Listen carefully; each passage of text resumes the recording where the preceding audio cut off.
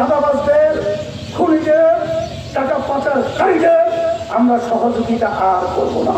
হাজার হাজার লক্ষ লক্ষ পরিবারকে মিথ্যা কেসের মাধ্যমে ধ্বংস করে ওদেরকে আমরা ক্ষমতায় দেখতে চাই না। আমরা যারা কেউ চাঁদাবাজদের সহযোগী না হই, খুনিদের সহযোগী না হই, এই দেশ নিয়ে যারা খেলা করে, তামাশা করে, নিজের ব্যক্তিত্ব চায়, আমাদের দেশের টাকা পাচার করে, হাজার হাজার লক্ষ লক্ষ পরিবারকে মিথ্যা কেসের মাধ্যমে ধ্বংস করে ওদেরকে আমরা ক্ষমতায় দেখতে চাই না।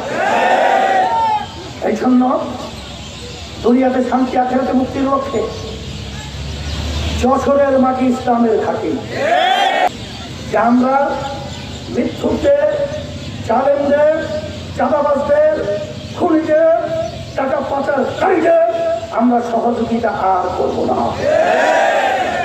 এর পরিবর্তন করতে হলে যেহেতু 5ই আগস্টে পড়েছে, একটা ক্ষেত্র তৈরি হয়েছে, এই ক্ষেত্রে ফসল ঘরে উঠে নেওয়ার জন্য কি পরিবেশ লাগবে না? এই পরিবেশের জন্যই ইসলামী আন্দোলন বাংলাদেশ আমরা আগে থেকে ঘোষণা করেছিলাম যে আল্লাহর রহমতে এবার নির্বাচন ইসলামের পক্ষে বাক্স থাকবে একটা। সেভাবে আমরা চেষ্টা করছি এবং আলহামদুলিল্লাহ তার ফলও ভালো দেখা যাচ্ছে। সেই সময় ভাইদের খুব একটা আহ্বান জানাবো, মাঠ যদি খালি থাকে সেখানে আগাছা জন্মায়, আর আমরা যদি সেখানে চাষাবাদ করতে পারি সেখানে ফসল জন্মাবে, আমরা ফসল ঘরে নিয়ে আসবো, আর বাংলাদেশের মানুষ শান্তি পাবে, সোনার একটা দেশ পাবে।